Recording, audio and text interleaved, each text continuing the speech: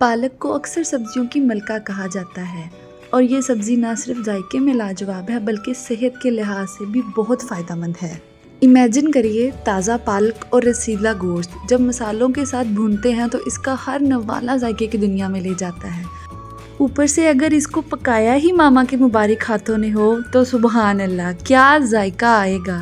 تو چلیے ماما کی یہ مزیدار سی ریسیپی آپ کے ساتھ بھی شیئر کرتے ہیں۔ شروع کرتے ہیں اللہ کے نام سے جو بڑا مہربان نہایت رحم کرنے والا ہے۔ ہم نے 1.5 کلو پالک لے لی، اس کو اچھے سے صاف کر کے واش کر کے کوکر میں ڈال دیا اور 1 گلاس پانی ایڈ کر دیا تھا۔ اس کو 15 منٹ بوائل ہونے دیا، اس کے بعد اسے گرائنڈر میں ڈال کر اسے اچھی طرح سے گرائنڈ کر لیا۔ تھوڑا ٹھنڈا کرنے کے بعد گرائنڈ کریے گا۔ ساتھ میں 1 کپ دہی کا ایڈ کر دیا، اسے بالکل اچھی طرح سے گرائنڈ کر لیں گے کہ یہ بالکل فائن سا پیسٹ بن جائے گا۔ اس ریسیپی کا سیکرٹ یہی ہے کہ اس میں جب ہم دہی ڈال کے اس کو گرائنڈ کریں گے تو وہیں سے اس کا جو ٹیکسچر ہے وہ بہت کریمی سا ہو جائے گا۔ آپ دیکھ سکتے ہیں ہماری پالک کتنی اچھے سے گرائنڈ ہو گئی ہے اور دہی ایڈ کرنے کی وجہ سے اس کا کلر بھی بہت خوبصورت ہو گیا ہے۔ ضروری نہیں ہے کہ آپ یہ ریسیپی صرف چکن کے ساتھ ٹرائی کر سکتے ہیں، آپ مٹن یا بیف کے ساتھ بھی ٹرائی کر سکتے ہیں۔ اس کے لیے یہ ہے کہ آپ کو مٹن اور بیف دونوں علیحدہ سے بوائل کر کے پھر اس سٹیپ کو آگے آپ کنٹینیو کریے گا کہ پیاز کو براؤن کر کے پھر ایڈ کریے گا۔ ایک کڑاہی لیں گے، اس میں ہم نے آئل ایڈ کر لیا ہے۔ آئل آپ تری زیادہ پسند کرتے ہیں تو زیادہ ایڈ کر لیجئے، ہم نے نارملی جتنا ایک ہنڈیا میں اچھا لگتا ہے اتنا ایڈ کیا ہے۔ 2 باریک کٹے ہوئے پیاز ایڈ کر دیے ہیں، ان کو ہلکا براؤن ہونے دیں گے۔ پیاز کا کلر چینج ہونے کے بعد اس میں لہسن ادرک کا پیسٹ ایڈ کر دیں گے۔ 1 منٹ کے لیے لہسن کی بھنائی کرنے کے بعد ہم نے چکن ایڈ کر دیا ہے۔ اگر آپ مٹن یا بیف یوز کر رہے ہیں تو یہ وہ سٹیپ ہے جہاں پہ آپ اس کو بوائل کرنے کے بعد ایڈ کریں گے۔ چکن کیونکہ ہمارا ابھی کچا ہے تو ہم اس کی اچھے سے بھنائی کریں گے، ظاہر ہے وہ پانی بھی چھوڑے گا تو ہم اس میں کوئی ایکسٹرا پانی کچھ ایڈ نہیں کریں گے۔ جو چکن کا اپنا پانی ہوگا ہم اسی میں ہی اس کو اچھے سے کک کریں گے۔ آپ دیکھ سکتے ہیں چکن نے اپنا بہت اچھے سے پانی چھوڑ دیا ہے۔ جیسے جیسے پانی ڈرائی ہوتا جائے گا ویسے ویسے ساتھ ہی چکن کی بھنائی بھی ہوتی جائے گی۔ چکن جتنا اچھے سے بھنے گا اتنی ہی اس کی جلدی اسمیل ختم ہوگی۔ ہم نے 2 ٹماٹر اور 5 سے 6 ہری مرچیں کاٹ کے رکھی تھی، ہم نے وہ ایڈ کر دی ہیں۔ ساتھ ہی ہم اس کی بھنائی کر لیں گے۔ میں یہاں پہ ایک بات ایڈ کر دوں کہ یہ ریسیپی ماما کی ہے اور وہ خود ہی اس کو کک کر رہی ہیں۔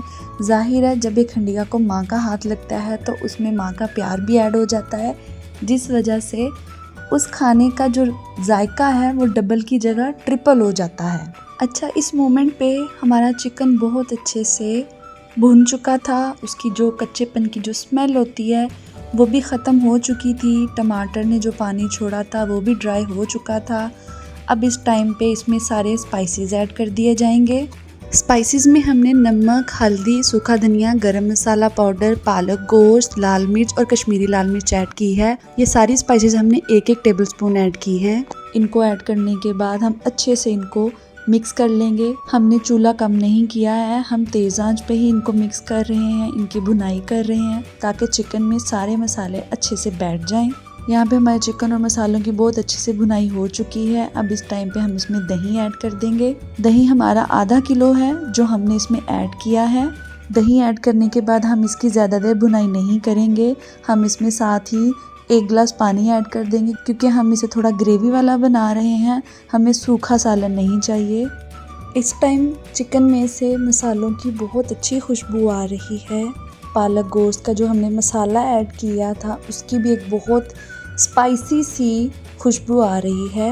ابھی ہمارا کام مکمل نہیں ہوا کیونکہ ہم نے ابھی اس میں پالک گوشت کا مسالہ ایڈ کیا ہے۔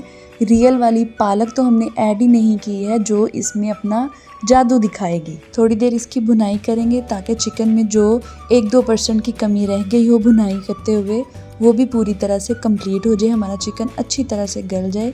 چکن جتنا سافٹ ہوگا پالک گوشت کھانے کا اتنا ہی مزہ آتا ہے۔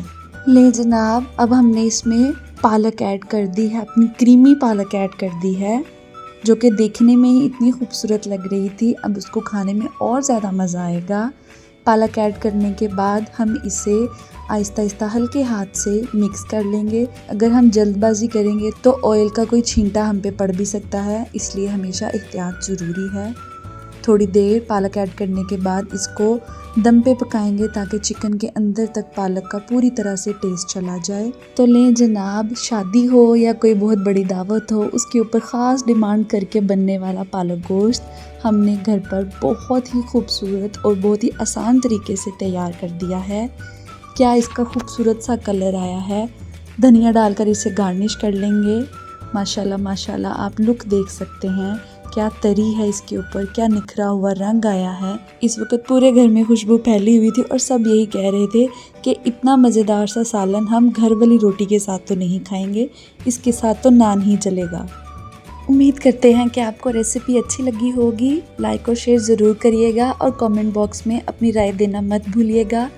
اپنا بہت سارا خیال رکھیے گا۔ اگلی مزیدار ریسیپی کے ساتھ پھر ملاقات ہوگی، تب تک کے لیے اللہ حافظ۔